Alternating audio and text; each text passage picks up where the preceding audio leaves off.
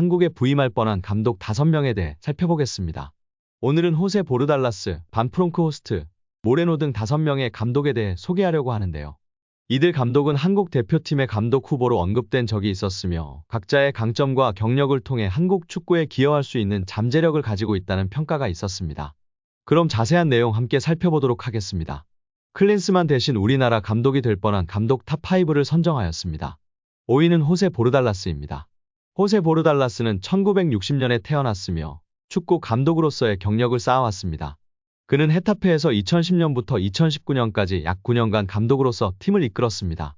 그동안 헤타페는 라리가 2부에서 경기를 치르며 주로 중위권에서 활약했습니다. 보르달라스는 헤타페에서 강력한 수비 전술로 유명했습니다. 그는 팀의 수비력을 강화하고 공격적인 전략을 펼치는 데 주력했습니다. 그 결과 헤타페는 그의 지도 아래에서 안정적인 성적을 유지하며 라리가 2부에서 경쟁력을 갖추게 되었습니다. 2016년 스페인 라리가 2부 리그에 있던 헤타페 감독직을 맡아 단숨에 라리가 승격을 이룬 그는 스페인 1부 리그로 올라오자마자 첫 해부터 8위란 엄청난 돌풍을 일으켜 주목을 받습니다. 보르달라스 감독의 트레이드 마크도 같은 두 줄 수비를 헤답에 입히면서 다른 타 팀들에 비해서 적은 돈을 가지고 리그를 운영해야 하는 사정을 딛고 기대 이상의 성적을 거둔 것입니다. 당시 측면에서 스루패스, 크로스, 침투, 중거리 슈팅 등 다양한 공격 루트를 이용했다는 점. 한쪽 발의 의존도가 높은 점은 지금의 이강인과 흡사한 선수를 잘 활용한 점이 강점으로 꼽힙니다. 이 보르달라스 감독의 장점 중 하나는 단기간에 팀을 완성시킨 것인데 매 시즌마다 발전하는 모습을 보였고 부임 4년 동안 라리가에서 12위권을 유지했다는 것입니다. 사사의 두 줄 수비 전술은 이미 벤투 감독 부임 초기 때 전략과 비슷해 보이지만 빌드업을 구사하고 거친 몸싸움을 구사하는 특징이 있습니다. 한국은 1차 후보군에 보르달라스를 포함시켰고 실제로 초반 긍정적인 반응도 있었지만 세비야, 헤타페 등의 라리가 지휘봉에 이끌려 끝내 한국 대표팀의 제안을 거절합니다. 2023년 다시 헤타페의 지휘봉을 잡은 뒤 그는 강등 위기에 내몰린 헤타페 리그 마지막 6경기에 등장해 3승 2무 1패를 기록하며 다시 팀을 1부 리그에 잔류시키는 매직을 선보입니다.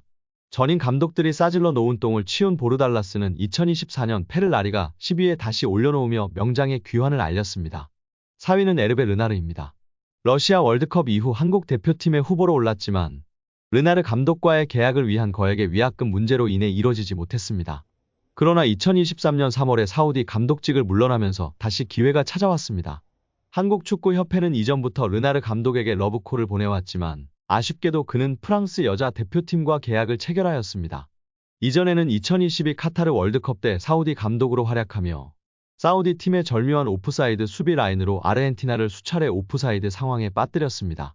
르나르 감독은 한국과의 경기에서도 파괴적인 전략을 사용하여 우리나라 축구 팬들에게 깊은 인상을 남겼습니다.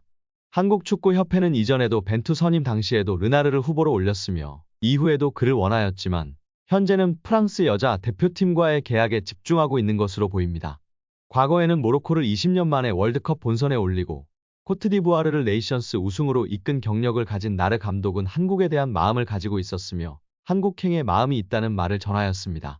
그러나 협상이 늦게 이루어진 것에 대해 약간의 후회의 의견이 있었습니다. 따라서 앞으로는 르나르 감독이 어떤 결정을 내릴지는 불분명하지만 당분간은 프랑스 여자 대표팀과의 계약에 집중할 것으로 보입니다. 3위는 반프롱크 호스트입니다. 2000년대 축구 팬들 사이에서는 이름이 익숙한 그는 네덜란드 대표팀 풀백으로 A매치에서 100경기 이상 뛴 레전드 감독으로 능력을 인정받은 것은 자신이 프로 데뷔를 했던 네덜란드 프로팀 페너르트 지휘봉을 잡고 18년 만에 우승을 차지하면서부터입니다.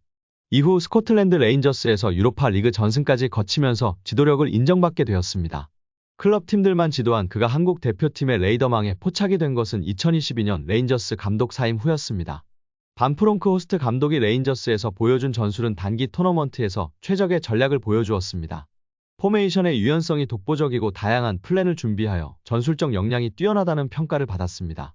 이러한 특성으로 인해 반프롱크 호스트 감독은 한 선수가 다른 포지션을 소화할 수 있는 멀티력을 중요하게 여겼고 공격적이야 할 때와 합리적이야 할 때를 잘 선택해 노아웃 토너먼트에서 유럽의 유명 클럽들을 모두 격파해 나갑니다.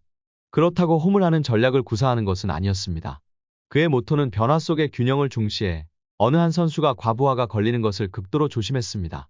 반프롱크 호스트는 한국의 스타 플레이어들 손흥민, 김민재, 이강인을 지도해 보고 싶은 관심이 있었지만 클린스만 선임으로 불발되었다고 전해지고 있습니다. 2위는 모레노 감독입니다. 1977년생의 젊은 감독인 모레노는 젊은 나이에 AS 로마의 수석 코치로 시작해 바르셀로나, 스페인을 거쳐 2019년부터 본격적인 감독직을 수행했습니다.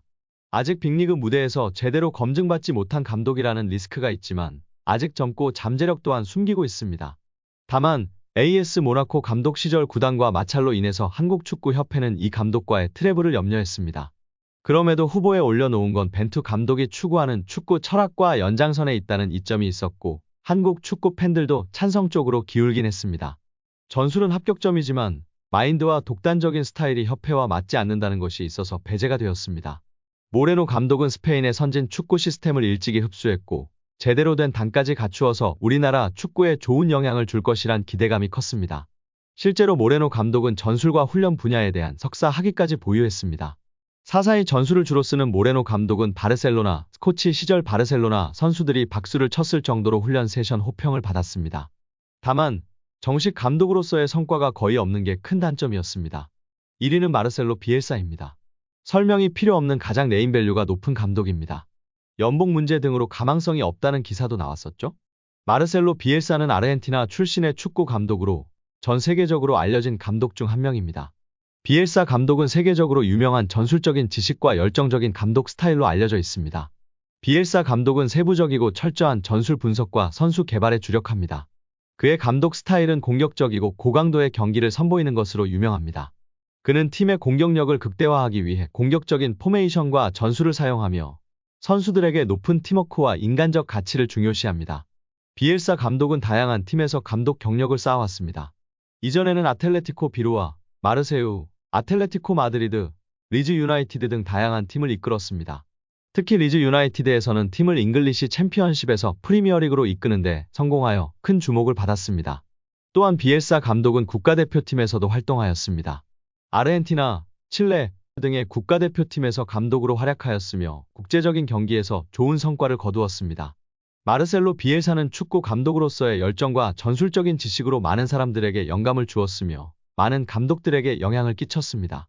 무엇보다도 현재 이슈가 되는 것은 축구 전문 기자 김현민 기자가 밝히면서 화제가 되고 있는데요. 축구협회에서 후보군을 추천받을 때 자격 조건이 젊은 감독, 전술적 트렌드를 따라갈 수 있는 전술 툴, 프로그램을 다룰 수 있는 감독 등이 추천 조건에 있었다고 합니다.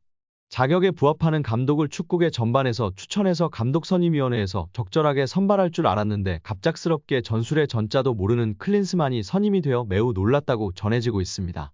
나이도 부합되지 않고 정말 전술 프로그램 툴 하나 다루지 못하는 클린스만이 어떻게 선임이 된 것이냐며 선임 당시 매우 항의를 하기도 했었다고 전해지고 있는데요. 정몽규 축구협회장의 독단적인 행동이 아니었나 싶습니다. 선임 과정에서부터 잘못된 절차를 밟은 축구협회입니다. 오늘 영상은 여기까지입니다. 끝까지 시청해주셔서 감사합니다. 늘 건강하시고 더 좋은 영상으로 찾아뵙겠습니다. 구독과 좋아요도 잊지 마시고 부탁드립니다. 감사합니다.